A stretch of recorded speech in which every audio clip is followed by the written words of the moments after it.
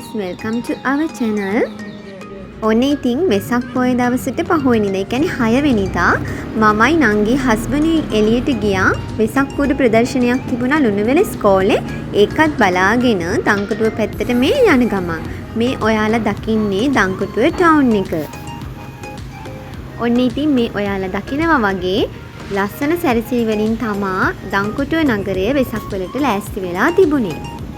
ඉතින් ළමයි කූඩු බලලා ඉවර වෙලා අපි තුන්දෙනා දංකොටුව පහු කරගෙන මේ දන්සලක් හොයන් යන ගමන්. අයියෝ ළමයි, ඔයාලා හිතනවාද අපි තුන්දෙනාට එක දන්සලක්වත් හම්බුණා කියලා? නැහැ ළමයි, යෝග්‍යාන පහු වෙනකන්වත් අපිට දන්සලක් හම්බුන්නේ නැහැ. ඔන්න ඉතින් මේ දන්සල් පොලිමේ නෙමෙයි අපි ඉඳගෙන ඉන්නේ. අන්තිමට උනේ කඩේකට ගිහිල්ලා සී ෆුඩ් එකක් දාගෙන අපි තුන්දෙනාම මෙන්න මේ විදිහට කෑම එකයි.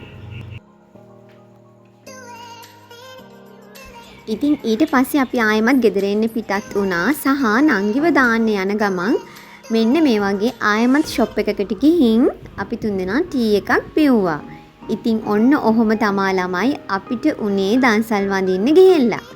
ඉතින් මට හිතෙනවා ඔයාලත් එක්ක මේක ෂෙයා කරගන්න. ඉතින් මම හිතනවා ඔයාලා මේ වීඩියෝ එකටත් කැමති වෙයි කියලා.